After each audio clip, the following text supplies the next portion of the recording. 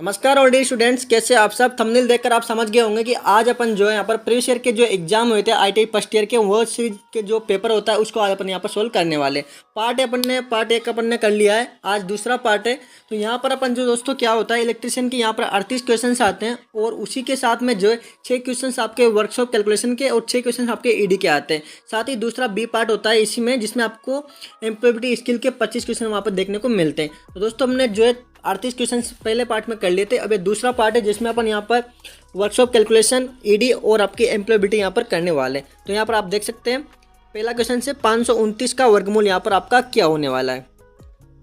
तो यहाँ पर आपको डायरेक्ट कोई दिमाग नहीं लगाना है, सीधा यहाँ पर आपको ऑप्शंस देखकर यहाँ पर आपको यहाँ पर करना है कि 23 गुणा 23 का आप करके यहाँ पर सीधा आंसर यहाँ पर ला सकते हैं। बिल्कुल सिंपल क्वेश्चन आते हैं दोस्तों, ये 6 क्वेश्चन होते हैं जो कि बिल्कुल सिंपल्स होते हैं। उसके बाद में दोस्तों अगला क्वेश्चन है इकाइयों की प्रणाली के दो प्रकार कौन कौन से। यहाँ पर आपकी मौलिक और व्युत्पन्न इकाइयाँ हैं जो कि 2 है। और आपका अगला क्वेश्चन है यहाँ पे,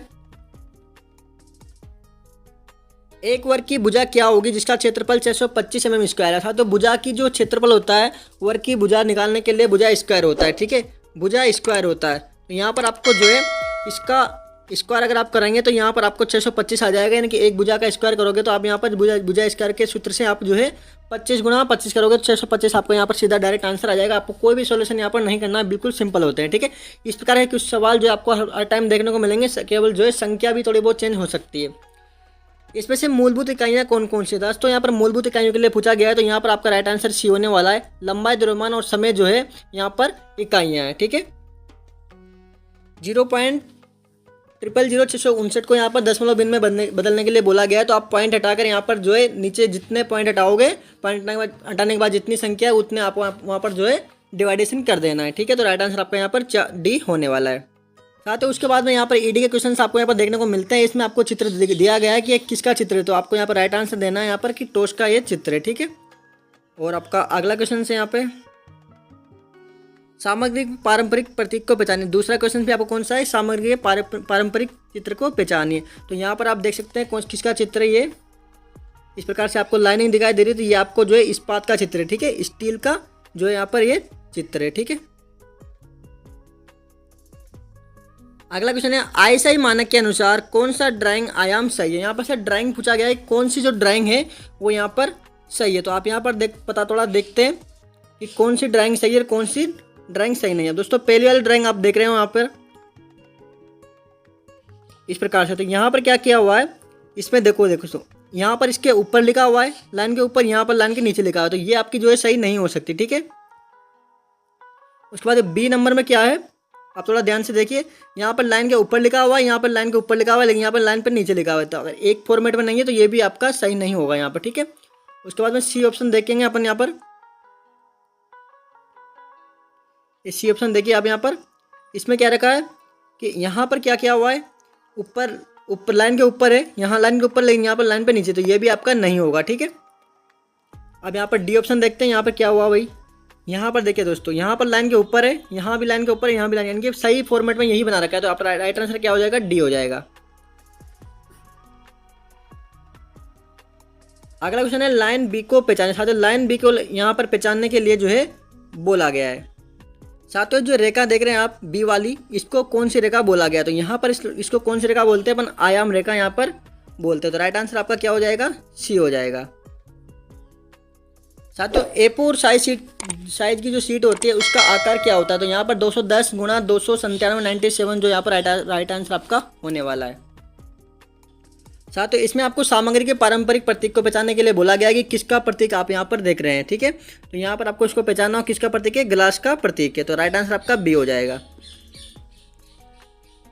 साथियों जो जितने भी क्वेश्चन से आपके 2 मार्क्स के आते हैं, यानी कि 2 नंबर के क्वेश्चन आते हैं दोस्तों, 75 क्वेश्चन आपको यहाँ पर देखने को मिलते हैं। तो टोटल आपका जो पेपर होता है वो 150 नंबर का यहाँ पर देखने को मिलता है, ठीक है। अब एम्प्लॉयबिलिटी है तो इसमें क्या हो रखा है, आपका 25 क्वेश्चन के अलग से आते हैं। तो यहाँ पर आप देख सकते हैं इसमें आपको इस SMS का विस्तार यहाँ पर पूछा गया है। तो शॉर्ट मैसेज सर्विस यहाँ पर इसका फुल फॉर्म होता है, ठीक है।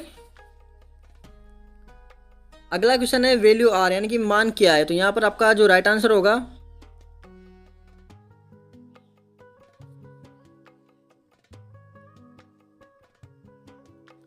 हमारे दृष्टिकोण और कार्रवाई को प्रेरित करता है। अगला क्वेश्चन है, एक वायरलेस तकनीकी को जो लैपटॉप को इंटरनेट से जोड़ती है। कौन सी जो वायरलेस तकनीकी जो लैपटॉप को इंटरनेट से जोड़ती है उसको क्या बोलते हैं? वाईफाई बोलते हैं दोस्तों। वाईफाई को जो है इसे जोड़ते हैं, ठीक है। तो अगला क्वेश्चन है, किसी विशेष कार्य के लिए समर्पण को क्या कहा जाता है, यानी कि कमिटमेंट कहा जाता है, ठीक है। यहाँ बिल्कुल सिंपल क्वेश्चंस दोस्तों आपको यहाँ पर देखने को मिलेंगे। अगला क्वेश्चन है, MS एक्सेल में वर्कशीट के संग्रह को किसके रूप में जाना जाता है, यानी कि वर्कबुक के रूप में जाना जाता है। नेक्स्ट क्वेश्चन, किसी ओरिएंटेशन अभिविन्यास में टेक्स्ट यानी पाठ चौड़ाई का प्रिंट होता है, तो दोस्तों क्या होता है? लैंडस्केप के रूप में होता है। अगला क्वेश्चन है, उपयुक्त स्थान पूर्व सर्ग के साथ रिक्त स्थान में क्या बनेगा, तो यहाँ पर दोस्तों एक सेंटेंस दिया हुआ है कि माई हाउस इज, तो यहाँ पर करेक्ट क्या आएगा? My house is the third floor. तो किस पे है माई हाउस? किस पे? ऑन द थर्ड फ्लोर, यानी कि उसके वहाँ पे थर्ड फ्लोर पे है। तो यहाँ पर राइट आंसर क्या होगा आपका? On the third floor. अगला क्वेश्चन है, भूमिका निभाने का कौन सा लाभ नहीं है, यानी कि भूमिका निभाने का लाभ कौन सा नहीं है? वरीयता पैदा करता है, वरीयता पैदा करता है। तो अगला क्वेश्चन है कि कौन सा एक सर्च इंजन है, तो सर्च इंजन कौन सा हो गया आपका? यहाँ पर गूगल जो है एक सर्च इंजन है, यहाँ पर अपन जो कुछ भी सर्च करते हैं। अगला क्वेश्चन है, निष्क्रिय आवाज में कौन सा है, यानी निष्क्रिय आवाज में कौन सा है, तो हर बर्थडे वाज सेलिब्रेट बाय हस, ठीक है। तो अगला क्वेश्चन है, MS पेंट में कौन सा एक्सटेंशन सपोर्ट नहीं करता, नहीं समर्थन नहीं करता, तो DOC यहाँ पर सपोर्ट नहीं करता है। अगला क्वेश्चन है, बड़े अक्षर का प्रयोग कब किया जाता है, यानी कि बड़े अक्षर का जो प्रयोग है वो कब किया जाता है, तो राइट आंसर आपका होगा सबसे ऊपर, ठीक है। और आपका अगला क्वेश्चन है यहाँ पर, एक गतिविधि जो तनाव को रोकती है या कम करती है उसे स्ट्रेस बूस्टर कहा जाता है। आपके अनुसार निम्नलिखित में से कौन सा एक स्ट्रेस बूस्टर है, तो लंबे समय तक समस्या के बारे में सोचते रहना। जी हाँ दोस्तों, अगर आप लंबे समय तक सोचेंगे तो यहाँ पर आपको जो है इस तरीके से स्ट्रेस बूस्टर कहा जाएगा, ठीक है। साथियों, जो स्प्रेडशीट होती है उसको किसके एक्सटेंशन के साथ जो यहाँ पर सेव किया जाता है? .xls के साथ में यहाँ पर इसको सेव किया जाता है। ODD विषम शब्द चुने, यानी कि ODD विषम शब्द क्या है? पेपर हो गया, ठीक है।